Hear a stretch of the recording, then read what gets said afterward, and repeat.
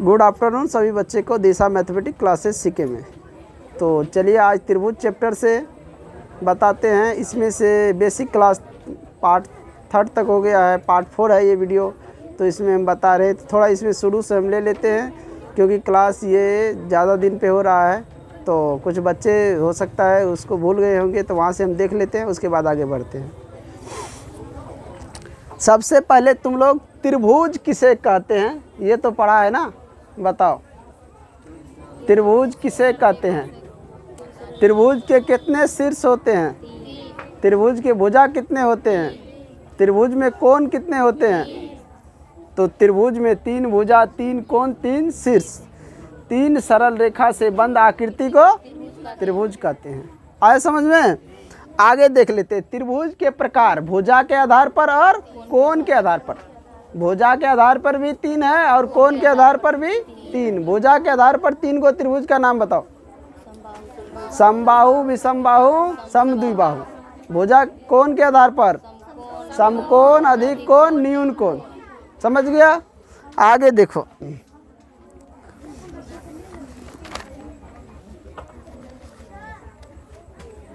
हमने त्रिभुज के एंगल के नाम लिखने के लिए भी बता दी। जैसे मान के चलो ये हमारा एक त्रिभुज है, अगर बोले कि एंगल ए को लिखे या एंगल बी को लिखे, एंगल सी को लिखे, तो लिख देगा कि नहीं। बता दिए थे ना, एंगल ए लिखने के लिए, एंगल बी लिखने के लिए, एंगल सी लिखने के लिए। समझ गए। उसके बाद भुजा को भी लिखने के लिए हम बता दिए थे, ए बी भुजा है या बी ए भुजा है, ए सी भुजा है या सी ए भुजा है, बी सी भुजा है, सी बी भुजा है। इस प्रकार लिखने के लिए बताए थे।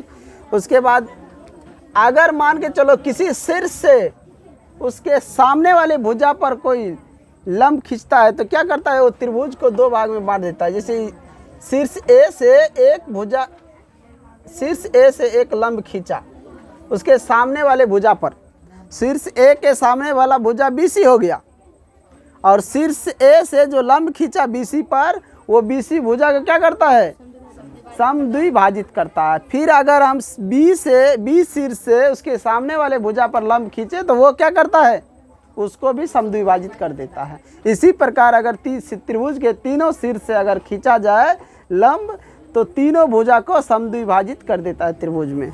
आज समझ में। चलो अब तुम लोग ये बताओ, एक त्रिभुज के तीनों कोण का योग कितना होता है। ये त्रिभुज है और इसके एंगल ए, ये एंगल, 3 गो एंगल है, ए है, बी है और सी है। तीनों कोण का योग कितना होता है, 180। कितना होता है, 180 डिग्री। अगर इसी में कह दे कि एंगल ए दिया है 60, एंगल बी दिया है 70, एंगल सी कितना होगा, निकाल लेगा। तो 7 5 12, 7 6 कितना हुआ, 13, 13 5 18, यानी कि 80 हो गया कि नहीं, निकाल लेगा। चलो मान के चलो एक त्रिभुज दिया हुआ है, इसके बाहर एक एंगल बना हुआ है, ये एंगल मान के चलो, ये एंगल दिया है, ये एंगल दिया है, ये 60 है, ये 80 है। इस एंगल का नाम, ये एंगल x है, निकाल लेगा ये, जबकि ये 6ठा 7वां से पड़ता है। तुम लोग बताओ जल्दी, ये कितना होगा, 140। कितना होगा, 140। क्यों होगा, इन दोनों को जोड़ के ये बाहर वाला एंगल होता है। कैसे, इन दोनों को जोड़ोगे और 180 में से घटाओगे तो कितना बचेगा, 40। अब ये 40 हो गया, इधर से यहाँ कितना बनता है, 180, 40 घट गया 140। आए समझ में। अब बताओ थोड़ा सा पूरक, पूरक और समपूरक, पूरक समपूरक। अगर मान लो कि कोई कोण 90 है, उसका पूरक कितना होगा, 0। कितना होगा, 0। अगर 45 है उसका पूरक 45। अगर 60 है उसका पूरक 30। अगर 30 है तो उसका पूरक 60। अगर मान लो 90 है, इसका समपूरक 90। अगर मान के चलो कि 110 है, तो इसका समपूरक 70। यानी कि जिन 2 कोण का योग 90 डिग्री हो, उनको हम समपूरक में ले आएंगे, और जिन 2 कोण का योग 180 हो, उसको किस में लाएंगे, समपूरक। यानी पूरक बोले तो 90 डिग्री और समपूरक बोले तो 180। सभी को समझ में आ गया? हम देखो ये विस्तार से यहाँ पे नहीं बता रहे हैं, जो नहीं समझ रहा है पिछले वीडियो में जाके देखो, वहाँ से समझ जाओगे। यहाँ मैं शॉर्टकट खींच रहा हूँ ताकि जो बच्चे इसको पढ़ा है वो थोड़ा उसको ध्यान आए कि हम क्या पढ़े हैं क्या नहीं पढ़े हैं, क्या छूटा हुआ है। क्लास मेरा ज़्यादा दिन पे हो रहा है।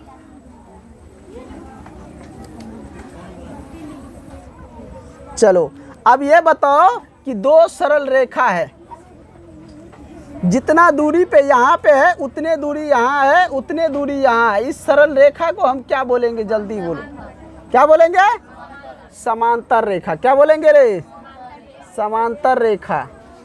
चलो अब तुम लोग ये बताओ कि मान लेके चलो एक हम जेड बनाए, जेड देखा है ना, जेड। इस बिंदु ए दे दिए, यहाँ बिंदु है बी दे दिए, और यहाँ बिंदु सी दे दिए, और यहाँ पे डी दे दिए। इस एंगल और इस एंगल को क्या कहते हैं? जल्दी बताओ। इस एंगल और इस एंगल को क्या कहते हैं? क्या कहते हैं? एकांतर अंतःकोण। एकांतर अंतःकोण किसको कहते हैं रे? एक और दो को, एक और दो को। चलो उसी प्रकार दो समांतर रेखा हमने लिए। कितने समांतर रेखा लिए? दो। अब तुम लोग ये बताओ, इसमें एक और रेखा खींचे, एक तिर्यक रेखा हमने खींच दी जो इन दो समांतर रेखा को प्रतिच्छेद कर रहा है। क्या कर रहा है? जहां जहां प्रतिच्छेद कर रहा है वहां कितने एंगल बन रहा है? जहां जहां प्रतिच्छेद कर रहा है कितना एंगल बन रहा है? देखो यहाँ पे प्रतिच्छेद कर रहा है एंगल 1, एंगल 2, एंगल 3, एंगल 4। यहाँ भी प्रतिच्छेद कर रहा है एंगल 1, एंगल 2, एंगल 3, एंगल 4।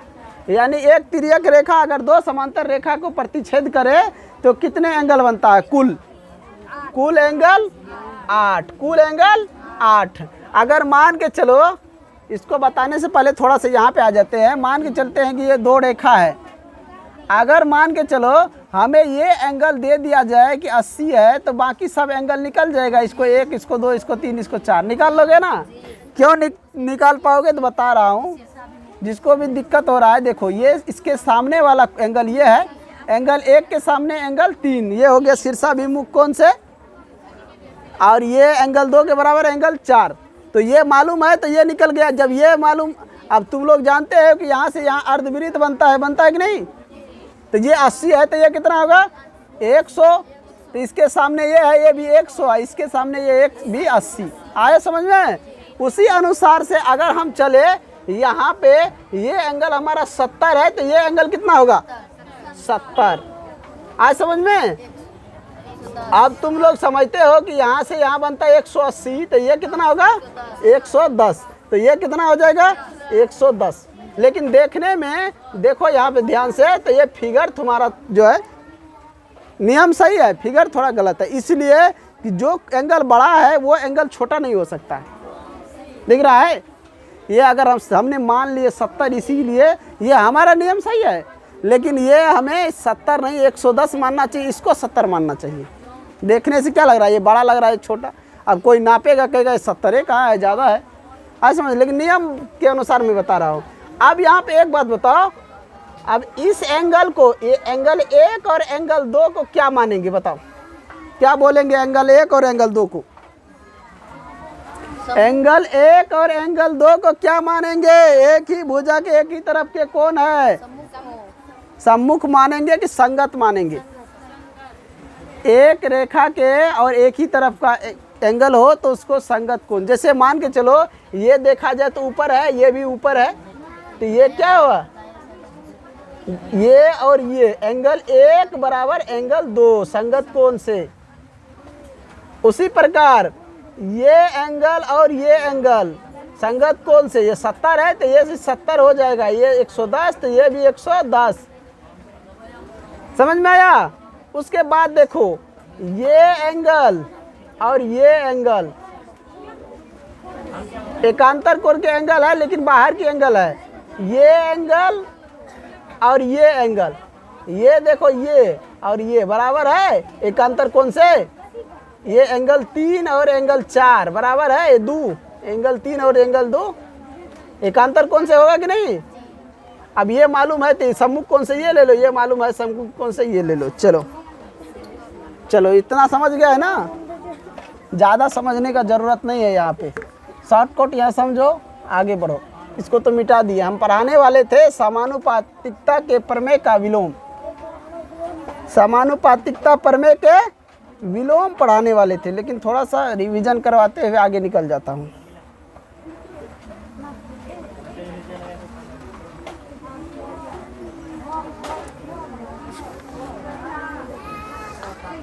चलो जल्दी बताओ, एक और दे देता हूँ। मान के चलो ए और बी एक रेखा है, इसका मध्य बिंदु ओ है। यहाँ से हमने एक रेखा ऊपर की तरफ खींचे, दो रेखा खींचते हैं सी और डी।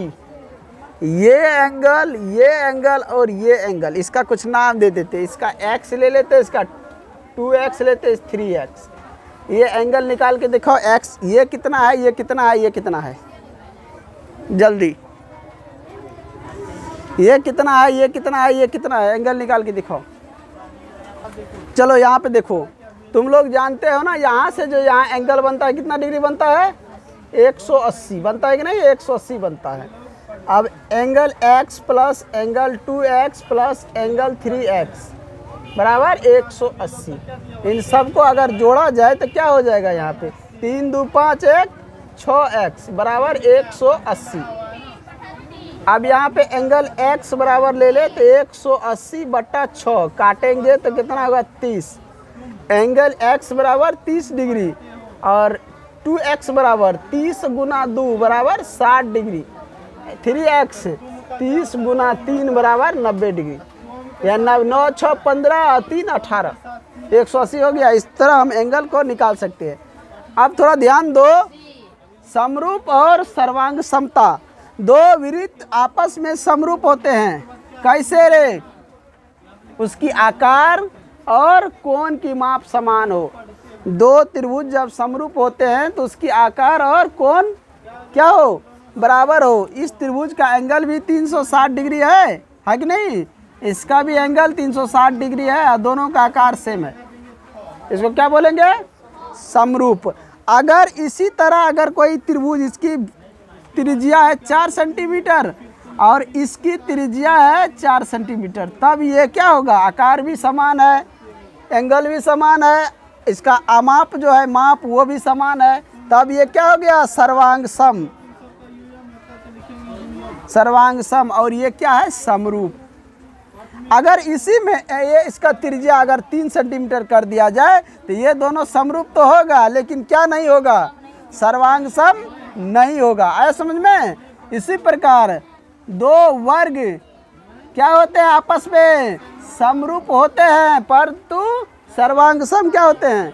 अगर पूरी ए यानी कि 100% दोनों सब कुछ इसमें बराबर हो तो सर्वांग सम होगा, नहीं तो नहीं होगा। मान के चलो ये 4 है, ये 4 है, ये 4 है, ये 4 है, ये 3 है, ये 3 है, ये 3 है, ये 3 है। इस अनुसार से दोनों आपस में समरूप तो है, लेकिन सर्वांग सम नहीं है। उसके लिए क्या करना पड़ेगा, इसकी 4 4 विकर्ण जितना इसका होगा उतने इसका होना चाहिए। 5 है तो 5 दोनों का होना चाहिए। अगर 4 हो गया तब क्या हुआ रे, समरूप तो होगा, लेकिन सर्वांग सम नहीं होगा। आगे समझ में, समरूप और सर्वांग सम। देखो, समरूप आकृति यानी समान रूप देखने में लगे, और सर्वांग सम आकृति जो होता है ना वो 100% 2 कॉपी हो। 100% क्या हो, 2 कॉपी हो। जैसे तुम लोग फोटो खिंचाता है ना, तो तुम जब फोटो खिंचाता है, तुम्हारा फोटो होता है कि दूसरा का फोटो होता है। अब तुम आज 5 फीट का, तुम्हारा फोटो 4 फीट का नहीं ना होता है। जितने हाइट तुम्हारा है उतने फोटो में भी हाइट होगा। अब बोलोगे कि जब स्टूडियो जाते हैं तो वहाँ फ़ोटो मिलता है कितना, 6 इंची का फ़ोटो, 6 इंची का मिलता है, इतने बड़ा मिलता है रे, और तुम इस बोर्ड से भी बड़ा हो।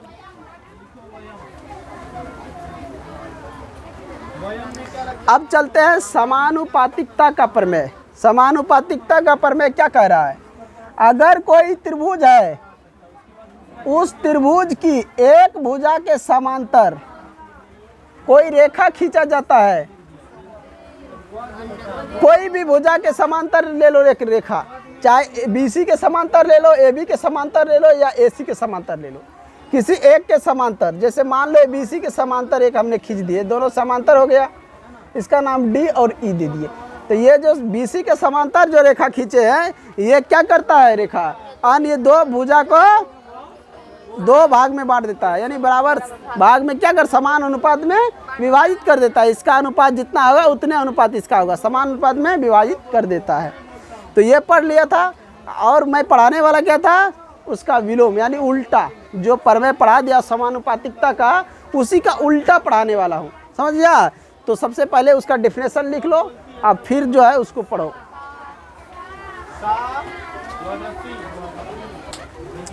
तो समानुपातिकता का विलोम का प्रमेय ये है, इसको लिख लो तुम लोग। कह रहा है यदि किसी त्रिभुज के दो भुजाओं को कोई रेखाखंड समान अनुपात में विभाजित करती है तो वह तीसरी भुजा को क्या करेगा, समांतर होगी, यानी तीसरी भुजा के समांतर होगी। तो मान के चलो एक त्रिभुज हम ले लिए, इस त्रिभुज का नाम दे देते हैं ABC। अब इसमें क्या कह रहा है, कह रहा है यदि किसी त्रिभुज के दो भुजाओं को कोई रेखाखंड समान अनुपात में विभाजित करती है तो वह तीसरी भुजा को समांतर काटेगी। मान के चलेगी ये रेखाखंड क्या करता है, इन दोनों भुजा को AC और AB को समान अनुपात में विभाजित कर रहा है। मान के चलो इसका नाम देते हैं D, इसका नाम दे देते हैं E। तो हम क्या यहाँ पे क्या कर रहा है, ये और इसको समांतर दिखाना, यही ना।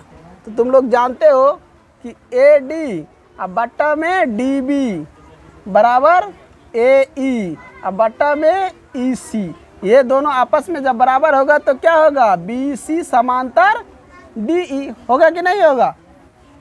यही कह रहा है ना ये प्रमेय, समानुपातिकता का प्रमेय जो है उसका विलोम यही कह रहा है कि अगर तुमने दो रेखा को समान अनुपात में विभाजित किया है, अगर कोई रेखा खंड लेकर, तो वह रेखा खंड क्या करता है, तीसरी भुजा के समांतर होता है, तीसरी भुजा के समांतर होता है। तो ये रेखा खंड हम लिए और इसको AB को और AC को समान अनुपात में विभाजित किए तो DE समांतर BC, समझ गया। तो चलिए हम क्वेश्चन लेके बनाते हैं और देखते हैं किस प्रकार ये समांतर होती है। चलो एक क्वेश्चन ले लेते हैं। मान के चलो एक त्रिभुज ले लिए, इसका भी नाम दे देते हैं ABC। एक रेखा खंड ले लिए D और E, आज समझ में रहे। ये इसका मान दिया हुआ है 3.9, मान के चलो इसका मान दे 3.6 और इसका मान देते हैं 3, इसका मान देते हैं 2.4। अब ये बताना है तुमको कि ये आपस में समांतर है या नहीं, यानी कि BC समांतर DE है या नहीं, जल्दी बताना है। यहाँ ये दोनों अगर बराबर हो जाएगा तो ये दोनों आपस में समांतर हो जाएगा। जल्दी बताओ, तेजी से बताओ। यहाँ पे देखो, लिखो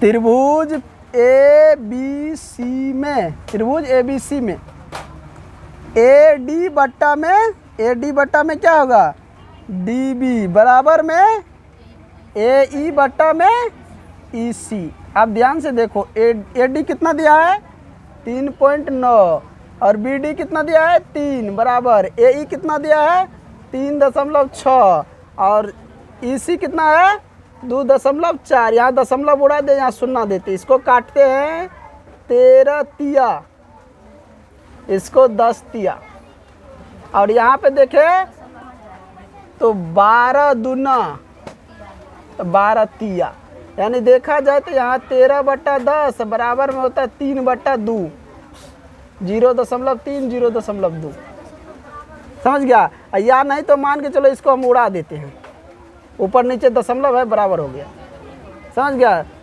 उड़ा दिए। तो अब यहाँ पे ध्यान से देखो, ये दोनों बराबर है आपस में, नहीं बराबर। हम लिख सकते हैं अतः BC समांतर DE नहीं है। क्या है रे, नहीं है, लिख सकता है कि नहीं, समांतर नहीं है। इसको मिटा के आगे क्वेश्चन लेके चलते हैं, तुम लोग को देते हैं और क्वेश्चन बनाने के लिए। इतना क्वेश्चन बनाओ कि परीक्षा तुमसे डरे, तुम परीक्षा से मत डरो, परीक्षा तुमसे डरे।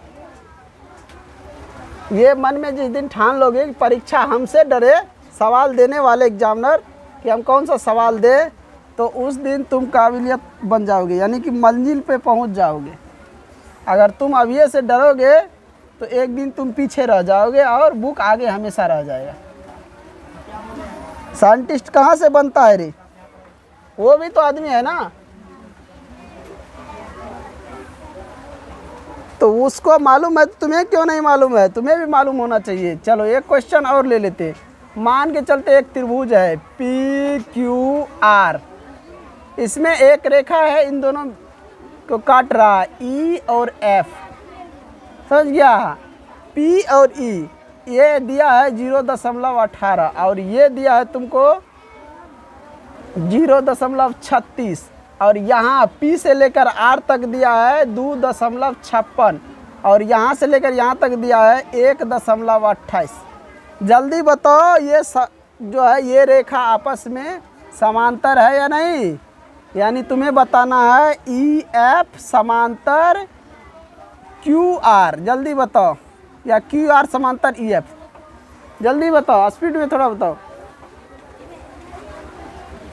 चलो तुम लोग ये बना लिए हो QR समांतर EF या EF समांतर, ये दिखाना था, ये है या नहीं? देखो समानुपातिकता के प्रमेय के विलोम से देखो यहाँ पे ध्यान से, हमें सबसे पहले क्या करना है, ये और ये पार्ट दिया हुआ ये और ये निकालना है। आज समझ में रहे? या ये नहीं निकालेगा तो इसको पूरा, और एक बार आधा लो एक बार पूरा लो। तो मान के चलो हम ले लिए हैं P और E, अब बटा में पूरा ले लिए PQ बराबर इधर भी PF, अब बटा में पूरा ले लेते हैं PR। आज समझ में? ध्यान से देखो PE कितना है 0.18, अब बट्टा PQ कितना है 1.28, इधर देखो PF कितना है 0.36, अब बट्टा में नीचे में देखो ये कितना है, यहाँ से यहाँ पूरा कितना है 2.56। पॉइंट तो सब जगह बराबर है, तो पॉइंट के चलोगे पॉइंट तो उड़ गया। आज समझ में? 18 का 18, 18 दूना 36, 128 एकम 1, यहाँ पे काटेगा कितना हो जाएगा 2, हो जाएगा नहीं? 2 से 2 काटा 1 और 1, यहाँ पे हो गया 1/1 बराबर में 1/1, या ऐसे भी हो गया 1 बराबर 1। तो ये क्या है, दोनों आपस में बराबर है, तो क्या होगा, ये दोनों समांतर है, समांतर है। यहाँ पे लिख सकते अतः EF समांतर QR या QR समांतर EF। आज समझ में? एक क्वेश्चन और दे दे, जल्दी बोलो। चलो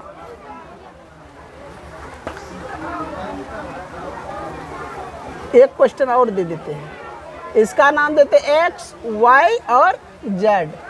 इसके इन दोनों भुजा को काटने वाला एक रेखा है, उसका नाम दे देते हैं P और Q।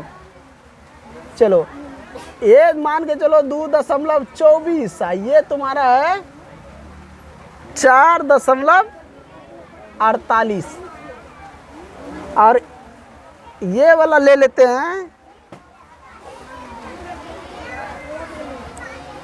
18.32 और ये ले लेते हैं 36.64। देखो जल्दी ये बताओ कि समांतर है या नहीं। यानी कह सकते हैं YX या YXY, XY समांतर PQ है या नहीं, जल्दी बताना है, जल्दी बताओ, तुम लोग बताओ।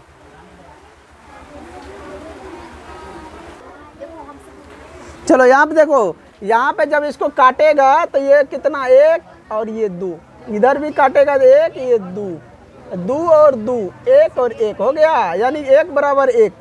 तो ये समांतर है, तुम लोग काट के देख लेना। इन्हीं के साथ मैं इस वीडियो को एंड करता हूँ।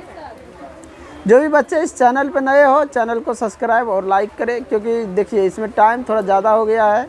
वीडियो अगर ज़्यादा लंबा हो जाता है तो सभी बच्चे को दिक्कत होता है, कोई डाउनलोड करके देखते हैं तो कोई वैसे देखते हैं, तो इसीलिए हमें कम टाइम में वीडियो बनाना पड़ता है।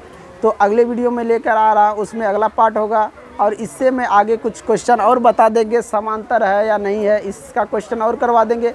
उसके साथ साथ एक्सरसाइज भी हमारा एक ठो हो जाएगा, समझ गए? तो ज़्यादा से ज़्यादा चैनल को शेयर और लाइक करें। धन्यवाद।